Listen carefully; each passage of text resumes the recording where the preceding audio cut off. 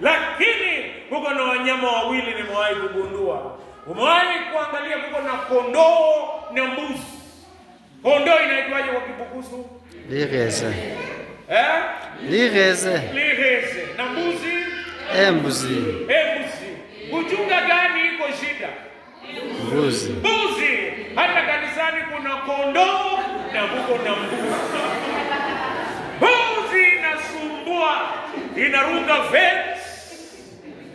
Mbuzi ikiambiwa left inaenda right. Na wakati mwingine mbuzi inaleta shida. Mpaka wakati itakaposikia neno la Mungu na ibadilike, ifanyike kuwa kondoo wa Mungu. Wewe ni mbuzi ama kondoo? Ama nauliza jirani yako, ambie wewe ni mbuzi ama kondoo? Amekujibu nini? Bwana asifiwe. Dunia hii ambayo tunaishi, wewe unatarajia nini? Dunia hii ambayo tunaishi, wewe unatarajia nini? Kuna wengine dunia hii wanaishi wakitarajia kulipiza kisasi. Kila kitu ambacho wanafanya ni kulipiza kisasi. Kuna mama mmoja iko kwa social media. Yaani alikuwa na hasira na mtoto ambaye amepata kwa hiyo boma. Si yeye ndio alizaa. Na hasira ikamtuma pabaya. Siku moja huyo mtoto alikula mayai bila kuuliza huyo mama. Akachukua msumari na akampiga kwa kichwa na msumari ikaingia ndani. Huyo mama nafikiri amepoteza yote. Kama alitaka bwana, amepoteza bwana. Kama alitaka uhuru, ataenda jela. Wakati mwingi, wewe unatarajia nini? Wengine wanasema ya kwamba mimi natarajia kulipiza kisasi. Kila wakati ameongozwa na uchungu na chuki na kutamani kulipiza kisasi. Kuna wengine wanatarajia kushinda vitu vingine vyote, kuolewa. Uko na msichana mmoja alienda Bible College. Kama mchungaji wenu anaitwa Jevis Mumoki Soita. Hata yeye alikuwa Bible College. Huyo msichana kufika huko Bible College akakutana na kijana. Akaona maono ya kuolewa. Na yeye akatarajia ataolewa na huyo mchungaji. Biblia inasema amelaaniwa mtu yule amtumainiaye mwanadamu, amwekae kama kinga yake. Basi huyo kijana mwenye alitarajia ataolewa naye amemwaidi. Na yeye akakuwa transferred kutokea kwa diploma akapelekwa degree. Kufika degree, wanaume wako na shida mingi. Wanaume wanasumbuliwanga na kitu ambacho inaitwa tamaa. Wamama wanasumbuliwanga na wivu. Lakini sio wanaume wa Good Shepherd, inaitwaje Marinda. Si wa Marinda, ni wa pengine. Na hata wamama wa Marinda sidhani wanasumbuliwanga na wivu. Lakini nataka niwaambie kwamba huyo alipofika degree, alipandishwa kutokea diploma akapelekwa degree. Alipofika degree akapata maono mapya. Na alipopata maono mapya ya kale yakapita. Tazama yakawa mapya. Na huyu maono mapya wakapanga harusi. Ajui maono mzee inangojea harusi. Walipokuwa wakiandika kadi wakakumbuka. Na huyu akasema kumbuke ule rafiki wa zamani. Hata mimi nimualike kwa sherehe ya harusi. Huyo mwenzake akasema ndio, hata ukimualika utanidhibitishia ya kwamba umesahau mambo haya ya zamani. Kweli wakamwalika. Huyo msichana alikuwa bado kwa diploma, alikuwa anatoka kwa bafu. Akaambiwa kuko na barua. Unajua kitambo hakukuwa na SMS. Watu walikuwa wanangojea barua. Akasema huko na barua leo na baraka. Akasema ndio, hata mimi sijui nani ameniandikia. na imechukua muda kutokea yule mpenzi wangu aniandikie, lakini najua ataniandikia hivi karibuni. Akamwambia inaonekana ni kama kadi ya harusi. Akasema sijui nani huyu amenialika, hata mimi kwa harusi yangu nitamwalika. Alipofungua hiyo barua, mpaka saa hii huyo mdada kichwa iliruka. Unatarajia nini dunia hii? Kuna wengine wanatarajia kutoka kwa wahubiri, na hata kuna watu wametoka Bungoma wakaenda mpaka Mombasa. Niwaambie, kulikuwa na pasta mmoja alifanya Waluya wakaacha kula ugali. Sijawahi ona mwenye amefaulu. Huyo ni wa kwanza, anaitwa Mackenzie. Watu walitoka upande hii wakaenda kutarajia uponyaji huko, na wengi hawakurudi. Wengine wanatarajia miujiza. Lakini leo nataka nikwambie, utabarikiwa ukitarajia kutayarishwa na Bwana, upokee ahadi za Bwana. Leo ni siku ya Family Thanksgiving. Nataka nikwambie utabarikiwa ikiwa utangojea utayarishwe na Bwana ndio upokee ahadi za Bwana. Somo letu la kwanza tuliyosomewa ilitoka katika kitabu cha Yoshua 5:9 mpaka 12. Usifungue tafadhali. Nataka niwaambie kitabu cha Yoshua. Nilikuwa nafunza mchungaji na kukumbusha kitabu cha Yoshua kiliandikwa mwaka wa 1380. Na yule ambaye aliandika ni Yoshua, ingawa mwisho mtafsiri aliongeza chapter ya mwisho, lakini Yoshua ndio aliandika kitabu hiki. Yoshua ameandika kitabu hiki kutukumbusha ya kwamba Bwana akikutayarisha utapokea ahadi. Yoshua anatuonesha vile wana wa Israeli waliteka nchi ya Kanaani, na kila mmoja wao akapokea baraka zake. Hata leo nataka utarajie kutayarishwa na Bwana, na ukitayarishwa na Bwana uende mbele katika jina la Yesu Kristo na upokee ahadi za Bwana. Bwana asifiwe. Amen. Nataka nikwambie leo tuko pahali panaitwa Gilgali. Gilgali ni pahali ambapo wana wa Israeli walitayarishwa. Ukisoma Yoshua 5 kuanzia 1 mpaka 13, wanasema kwanza Yoshua akaambiwa na Mungu kila mtu apashwe tohara. Kama ingekuwa upande wangesema embalu, kila mtu apashwe tohara.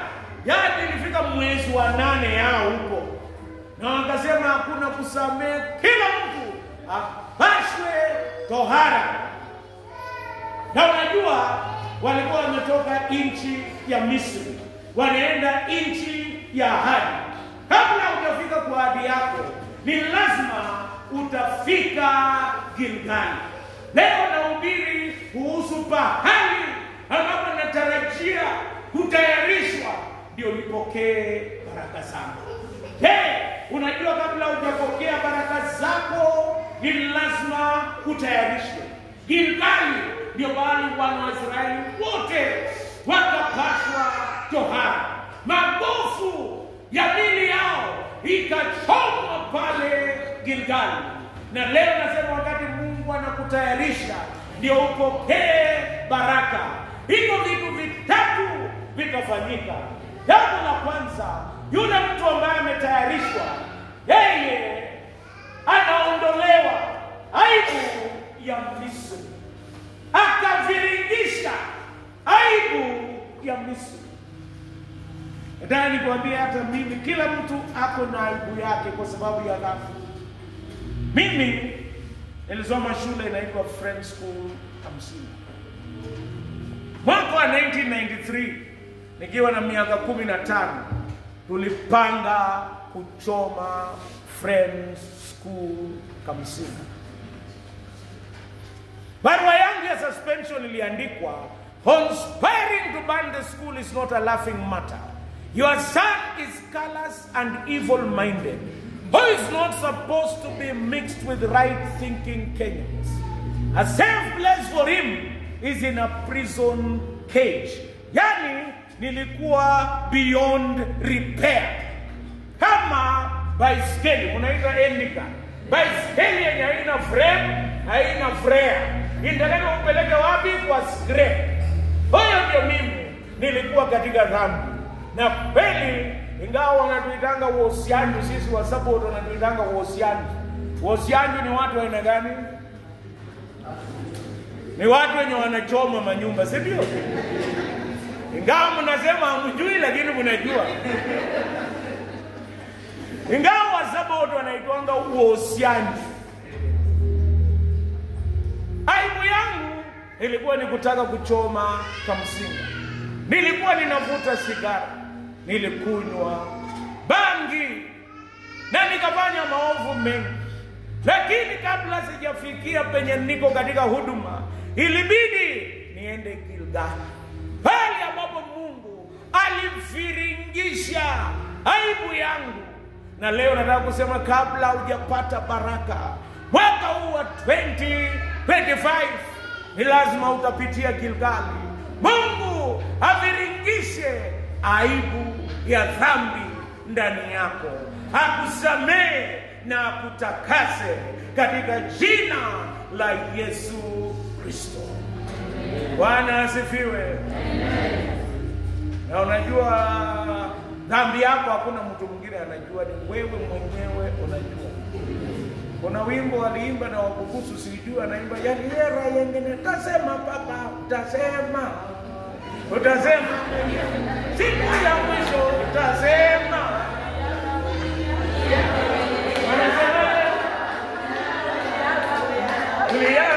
Tasema baba, tasema. Kwa sababu hakuna mtu mwingine anajua dhambi zako, unajua wewe mwenyewe. Na ndio kusema ya kwamba aibu yako ya moyo wako wewe mwenyewe ndio unajua. Ndio kusema wakati mwingine ukiangalia mwingine unasahau yako. Nataka nikwambie kila mtu ako na kinonda mmoja yenye inamsumbua. Wengine ni kusanya pesa lakini si nyingi. Kuna kiongozi wangu wa kanisa, nikianza huduma huko, bibi yake wa kwanza alikuwa mwizi hatari. Yani na unajua wanaume kama uko na mke mwizi huko na shida, hakuna kitu utaficha. Yeye anajua kila kitu, hata uweke wapi pesa atajua. Na anakuwekea vizuri. Wacha aoe wa pili sasa hakuwa na diploma, alikuwa na degree ya kuiba. Ingawa yeye aliangalia kinonda ya bibi zake, akasahau kuangalia kinonda yake. Yeye alikuwa mchoyo wa kupindukia. Unajua hivyo watu wengine hata ukiwainua longi hakuna kitu inatoka, mpaka uibe. Sasa wakati mwingine aliangalia kinonda ya wengine akasahau yake. Ndio kusema kila mtu ako na kinonda yake. Na nakuuliza, kinonda ukitembea unaweka mguu ya kinonda mbele au nyuma? Ndio watu wasikanya. Kama kinonda yako ni uchoyo, utasema padri hubiri mambo mengine, lakini usitaje pesa, watu watatoroka kwa kanisa. Kama kinonda yako ni ulevi, kama watu wa kwetu huko juu wanaambia mchungaji hubiri mambo mengine, lakini pombe wacha usilewe sana. Ndio kusema ya kwamba kila mtu hapo na kinonda yake. Ndani nikuulize, je, kinonda yako gani? Kabla hujapokea hadi, ni lazima Mungu aviringishe aibu ya Misri ambayo ni dhambi iko ndani yetu. Na nilikwambia dhambi yako huhitaji kuambia mtu, unajua wewe mwenyewe. Moyo na mtu anafikiria kwamba aibu hiyo itaondoshwa wakati atabadilisha makanisa. Hata atoke ACK aingie kanisa ya kuvaa magunia. Wakati mwingi dhambi hiyo bado inafuata yeye. hata atoke hiyo aende kupiga ngoma, kama bado hajatubu, dhambi hiyo inamfuata mpaka wakati Mungu atafiringisha na kuondoa, wakati atateremka chini ya msalaba wa Yesu Kristo. Na kusema ndani ya roho yako, hebu angalia nini anahitaji kufiringisha. Kuna mama moja, yeye alikuwa mama mzuri, shida yake alikuwa amefuga mnyama tofauti nyumbani. Hii ingine ambaye si domestic animal. Ile mnyama inatembelea chini, unajuaje? Alikuwa amefuga hiyo. Mambo mengine alikuwa sawa, kinonda yake ilikuwa hiyo moja. Nataka kusema ukijichunguza vizuri, mambo yenye inakusumbua si ni moja tu. Siku moja padri alikuwa anaenda kwa kanisa, hiyo si kama yenu ni town, iko carpet, iko tiles hapa, hata tunaletewa maji. Huko kwingine penye sisi tunahubiri, jua inakuchoma sawa sawa na unaendelea na ibada. Lakini hapa Mungu sawa. Tiles karibu na city ya Bungoma, nyinyi mko sawa. Wanasema mulialala, mko sawa kabisa. Mko vizuri. Sasa padri huyo alikuwa makanisa mengi. Sasa siku hiyo ilikuwa kanisa ya huyo mama. Na unajua padri akikuja kwa parishi, kwa local church yako, siku hiyo mnakuja mapema ama kama mmechelewa. Na siku zingine mnabakia ilivyokuwa mwanzo, ilivyo sasa, hata ilivyo mnaendelea. Sasa vile padri alikuja, wakakuja mapema. Na huyo mama kwa sababu kutaka kutoka mapema, akaambia watoto, tafadhali uji kipoa mpatie Mary. Alikuwa anaita Mary. Watoto kwa sababu ya kupenda mchezo wakaongojea tu uji umetoka kwa moto, wakaepea Mary. Na Mary ilikuja ikafikiri ilivyokuwa mwanzo, ilivyo sasa, hata milele uji itatulia. Mary ikaingiza kichwa pa. Na unajua kama hivyo kitu hatari kwa nyoka ni maji moto. Ikachoma Mary kwisha. Mama alikuwa lazima atoe ushuhuda kwa kanisa yake. Anasema Bwana asifiwe, mimi ni mzuri, ngobala nyumbani ni wazima, unaendelea vizuri. Amen. Alipokuwa akitoa ushuhuda, mtoto wake akakimbia. Alipofika hapo, unajua mtoto wa mchungaji kama huyu ajui ni mchungaji, anajua ni baba yake. Mambo mengine baadaye, akitaka kumsalamia saa hii, hata Leirida hawezi zuia, ataenda straight. Ni baba yake. Nani anakataza mtoto kusema? Mtoto alipofika hapa katikati, hata hakungojea, akaambia mama, Mary amekufa. Na mama akanyonga ushuhuda, machozi ikamtoka, akaenda. Wakristo wakashangaa, kumbe ana mtoto anaitwa Mary au akatoka hivi. Huyo padri kwa sababu hakukuwa mzee kama mimi nimekuwa archdeacon kwa sababu ni padri mzee. Lakini huyo alikuwa padri chipukizi, ametoka college ama Jevis.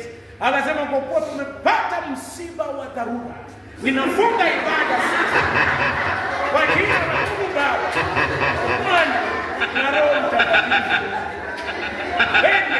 Tufariji huyo mama nyumbani. Na walikuwa wakiimba ni sikukuu ya kumkiri Mwokozi, moyo umejaa tele, unyamaza hauwezi. Kweli sikukuu ya kuosha dhambi zangu, ukesha na kuomba tu, ananiongoza miguu. Kweli sikukuu ya kuosha dhambi zangu. Na unajua padri ndio anaongoza msafara. mbele. Walipofika kwa mlango walipoimba moyo tulia kwa Bwana kinita. Walimu wamefuata nyuma. Wanasema kuna njia sema Yesu kuingiza kichwa maneno yenye hatujawahi kumfunza college ikaonekana. Akaona nyoka hapo na uchi. Sitaki kuambia vile waliendelea, lakini nataka kusema ya kwamba aibu yako Mungu asipofiringisha siku moja itakuaibisha. Ni vizuri Mungu aifiringishe katika jina la Yesu Kristo. Na kusema ya kwamba wanaume nilisema wanasumbuliwanga na chama chetu ni kabu. Tunaimanga mte. Hiyo ndio yetu. Waume twende nawe adui ya wanaume ni wengi. Na kati ya adui wengi wa kwanza anaitwa tamaa. Kuna mzee mshiriki wangu alioa akiwa 86. Naulize mzee nini? Anambia bado mimi naendesha pota. Nataka niwaambie kwamba tamaa ni adui kati ya wale wengi. Lakini Mungu akifiringisha anakutolea tamaa, anakupa amani na kutosha. Na mama wivu. Na hata wakati mwingine kila mtu ako na kinonda yake, wengine ni uongo. Amesema uongo mpaka ajui tofauti ya ukweli na uongo. Hata akumbuki alikwambia nini, anakuuliza nilikuambia nini jana, ndio answer ya leo. Wengine ni uchoyo. Ndio alikwambia Mungu akijua wewe ni Mkristo kamili, hata kuzungusha pale mpaka wakati utakubali aibu ifiringi. Kama kuna mtu wengine ni kutosamea. Na sijui kwa nini watu wasameani wanaimbanga tune moja kwa kwaya. So zingine ni alto ama so. Anajaribu lakini wapi, mwingine anaangalia huko, mwingine anaangalia huko. Wakichagua kwa PCC mnakuta nyi wawili mnaenda kabla. Endeni kabla. Muongeleshani lakini lazima muende. Lakini uzuri huko kwetu hata kuna watu ambao hawajasamea bibi yako. Na ukikataa kusamea bibi yako, nani atasonga ugali? Si ni yeye tu bado. Hata ukunje uso kama kangumu, yeye ndio anasonga ugali. Na yeye mama, kama hujasamea bwana yako, nani ndio atasonga ugali? Ni wewe tu. Utaimba tu Bwana Yesu atakuja. Mpaka ugali hivyo.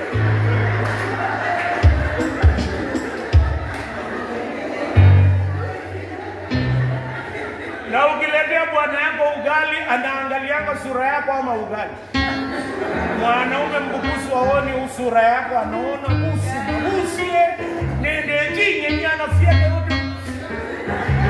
Unaendelea kuumia na stress.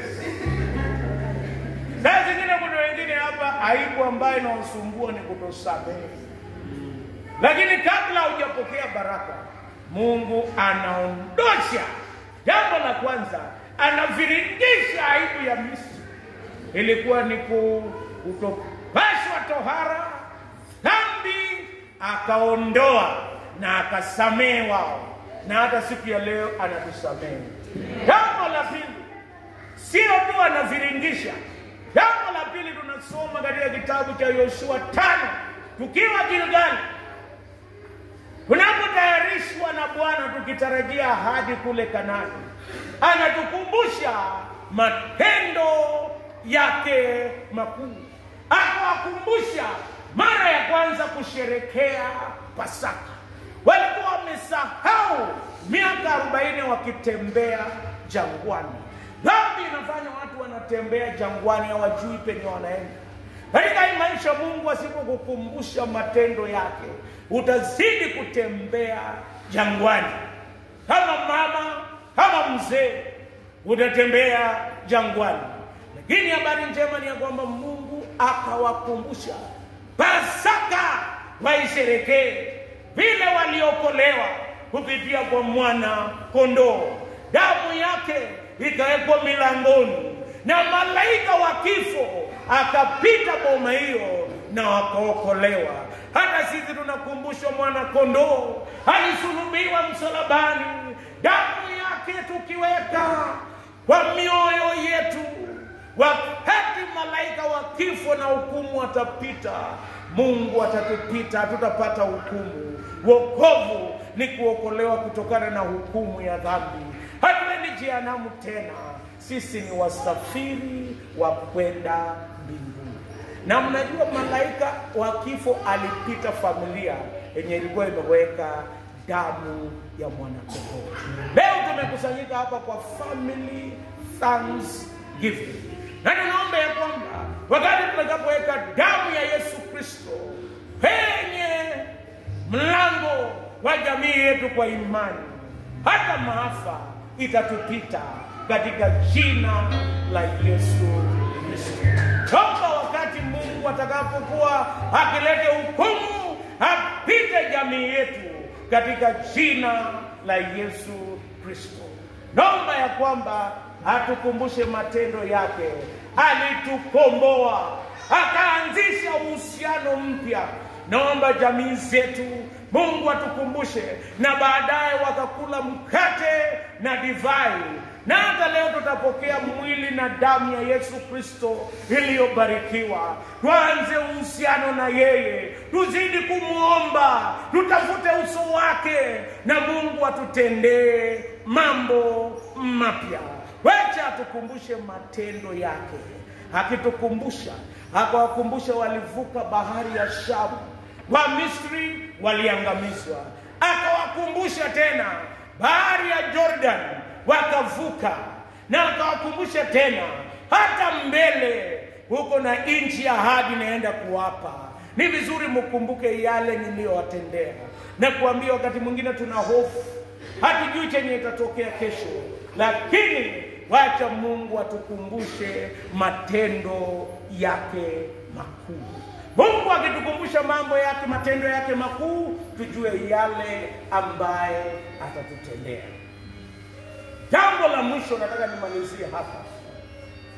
Aniwezeshe nitende sehemu yake.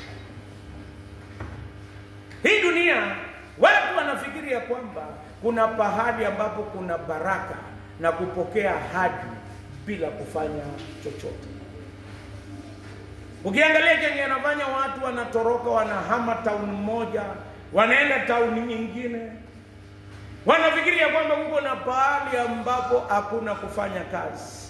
Biblia inasema katika kifungu hiki, mana ikakoma na wakaanza kukula mazao ya nchi. Dunia hii hakuna maana tena, maana ikakoma. Na ndiposa tunastahili kufanya kazi kwa bidii. Haijalishi wewe ni nani, Mungu anabariki kazi ya mikono yetu. Kabla sijakuja hapa jana, nilikuwa napanda mahindi kule mlimani, na ikanikumbusha hadithi moja. Kulikuwa na mchungaji moja, maana imekoma, kila mtu atende sehemu yake. Tunaomba baraka, lakini tunasahau kila mtu atende sehemu yake. Kulikuwa na padri alitembea kubariki mashamba za watu. Ilikuwa wakati kama huu wa kupanda mahindi. Na nyinyi mnapandanga nini tena huko Bumula constituency? Mnapanda nini tena? Mahindi na maharagwe na nini tena? Na miwa. Na vitu hivyo vyote ambavyo ilikuwa katika upadri. Akasema nataka nifanye pasto ya kubariki kazi ya mikono ya watu wangu. Akaenda akapata mwingine amepanda maragwe nusu point, akabariki. Akaenda akapata mwingine amepanda miwa, akabariki, akaombea. akaenda pengine akabariki, akaombea. Alipofika kwa mzee mwingine alikuwa na shamba eka 10, hakuomba, akatoka akaenda. Huyo mzee pressure ikapanda, ama watu wanasema sukari na chumvi ikapanda. Akakuja kwa PCC amekasirika. Anasema kati ya padri wenye wana masarau, ni madharau ama masarau? Madharau ama masarau? Masarau. Kati ya mapadri wenye wana masarau, huyu ni wa kwanza. Nitaamuka niende kwa ofisi kubwa, niseme huyu jamaa toke kabisa. Wakamuuliza, padri alifanya nini? Hakubariki shamba yangu, na mimi nimetembea nimeona amebariki shamba zingine zote. Padri akamuuliza mzee, mara ya mwisho ulilima hiyo shamba ni? Akasema ni miaka 5 iliyopita. Na unapatanga namna gani? Mimi natembea nikipiga mbaha na story kwa kijiji na kula huko. Akasema, ulitaka nibariki nyasi ama magugu, hata ng'ombe hujafuga? Ulitaka baraka itoke wapi? Maana ikakoma hapo. Mungu anabariki kazi ya mikono yako. Ukitaka kuona watu ambao wanalalamika, kuna sehemu ya maombi na kuna sehemu ya kufanya kazi. Naomba katika jina la Yesu Kristo, toka upande kutokea Jumatatu, na Mungu atabariki kazi ya mikono yako. Kwa nini? Maana iliisha. Baraka peke yake na story hakuna baraka. Baraka inatokea ukifanya sehemu yako. Mungu anafanya sehemu yake, analeta mvua. Na wewe sehemu yako sio kulala, ni kuamka na kufanya kazi. Na tena si kufanya kazi, una graduate kutoka kwa working hard to working smart. Huko kwetu kuna mtu anafuga ng'ombe 50 yenye iko na nungu. Ninakwambia ni kazi ngumu, unakimbia mchana mzima. Maziwa kikombe 3. Na kuko na mwingine hapa Bungoma, amefuga ng'ombe 1, anakabia nyasi, anapata lita 20. Nani amebarikiwa hapa? Mwingine hata inakuumiza. Angalia kenye unafanya, na Mungu abariki kazi ya mikono yako, abariki na mawazo yako. Na mwaka huu isikuwe mwaka ya kawaida. Tunataka kuvunja ukawaida katika jina la Yesu. Na uko na shamba miaka yote, njaa inakuuma, badilisha mawazo katika jina la Yesu Kristo. Jambo ya pili, Mungu anatubariki ikiwa tutatii na kumtolea. Baada ya mavuno kuletwe, ulikuwa na sehemu ya Mungu. Siku moja una baraka ikiwa utatii na kutoa. Nataka kusema ya kwamba kuna baraka, na hii baraka inatokea ikiwa utatii na kutoa. Siku moja tulienda pastoral ya kutafuta quota. Wangapi wamewahi fanya hiyo kazi? Beba mkono juu. Hiyo ndio kazi yetu. Na unajua kazi ya mchungaji ni rahisi. Iko vitu viwili lazima padri akuje. Kuongea inaitwa kulomba, si ndio? Padri lazima aongee. Na ya pili kukula, ulia. Vitu viwili. Hata kabla sijatoka hapa Marinda, lazima nitaongea, alumine, aje, alafu niende. Lazima ndio fanya hizo mambo ngapi? Sasa huyo padri, mimi na mwingine tukaenda kutembelea mzee, tukaambia yeye, tafadhali, maana iliisha. Na tunaona Mungu amekubariki. Tunahitaji kutoa sehemu ya wamama, sehemu ya quota. Akasema, kwanza nyinyi, hii kanisa mmenisumbua sana. Msifikiri hii ni Anglican ya kwanza, hata huko kwetu iko Anglican na wasumbui kama hivi. Na alikuwa mtu wa kusema ukweli, akasema wacha niwaambie ukweli, mimi sitatoa. Tukamwambia saa zingine afadhali, angalia hii maneno. tafadhali angalia hii maneno, ukumbuke, utoe. Saa zingine Mungu atakugusa. Anasema hapana, Mungu hawezi kunigusa, mimi sitatoa. Nataka niwaambie, kwa hii dunia kutoa ni lazima, lakini wewe mwenyewe unaamua utapeleka wapi matoleo yako. Ukikataa kutoa kanisani, unaweza toa kwa mganga, na ikifika siku yako watu wakule kuku na waandike deni, na baadaye wanatafuta handkerchief wanapangusa mdomo ndio wanaenda. Sisi tukamuombea baraka. Na unajua ukiwa padri umeruhusiwa kutoa baraka kwa jina la Mungu Baba, Mwana na Roho Mtakatifu. Ombe padri anaweza kukubariki na Mungu asikubariki kwa sababu haujatii. Kuna baraka ya kujitolea. Basi tukaacha yeye, tukaenda. Siku ile haikupita. Yeye alikuwa na kuku 400 ya kufuga. Aliamka tu siku moja yote imelala. Je, unajua Mungu ndiye anahifadhi vitu vyote. Unaweza kuwa umesomea taaluma ya kutibu ng'ombe, kuku, lakini Mungu asipohifadhi ni kazi. Mungu alitoa ahadi, akatoa amri kwamba kila mtu ni lazima atoe. Na wakati mwingine Mungu anajua chenye uko nacho, na kiasi ambao unatoa ndio yeye atatoa. Kama familia leo mnamletea Mungu nini?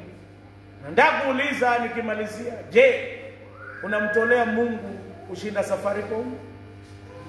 Hebu piga hesabu ya pesa ambayo unatoa kwa Safaricom kwa mwaka mzima. Watu wanatoanga pesa ngapi kwa Safaricom mwaka mzima? Wengine hata wanatoa 20,000 kwa Safaricom.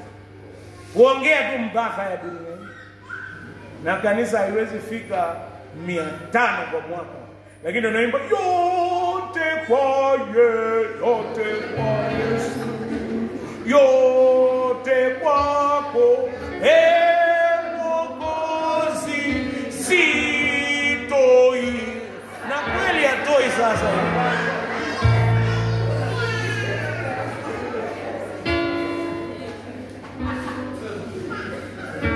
Nilisema kutoa ni lakini wewe unaamua utapeleka wapi matoleo yako.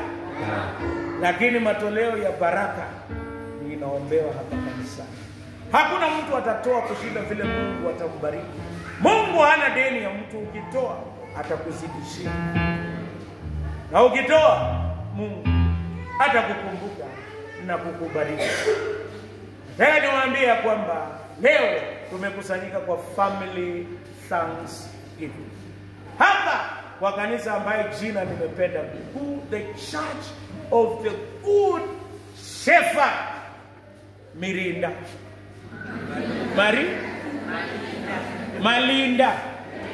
Malinda.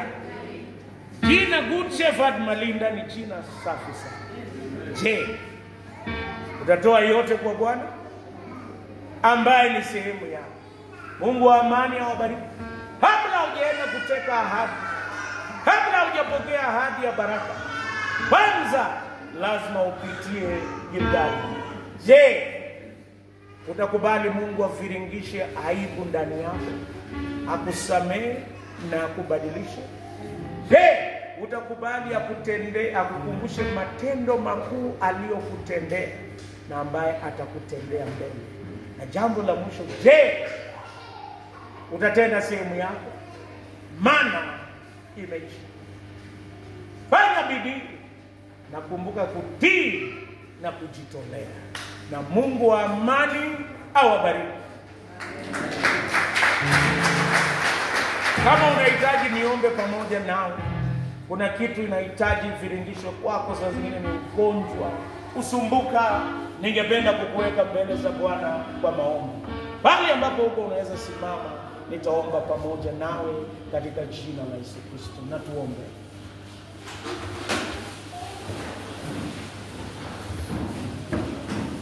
Baba Mwenyezi na mwenye rehema, watu wako wamesimama kwa kutii neno lako. umeviringisha na kuondoa aibu ya Misri, ya dhambi, hofu na kusumbuka na hata kuchoka. Baba mwema, kumbuka watu wako, watembelee na wasaidie Baba Mwenyezi, ukumbuka matendo yako makuu. Na pia Baba Mwenyezi, wasaidie watende sehemu yao, weze kufanya bidii katika kazi zao. Pia Baba Mwenyezi wa kutii, tunaweka yote miguuni pako, utuguze na utuponye, utubariki kila mmoja wetu. Wale ambao ni wagonjwa watembelee na kuwapa uponyaji, wale ambao wanasumbuka wape amani, wale ambao wamechoka warejeshe nguvu mpya katika safari ya boma zao na hata katika maisha ya watoto wao na wajukuu. Baba mwema, tuliza watu wako. Baba mwema, tumefika hapa Gilgal katika hospitali yako, utuponye kwa jina la Mungu Baba, Mwana na Roho Mtakatifu. Amen. Tuketi chini niwaambie neno moja.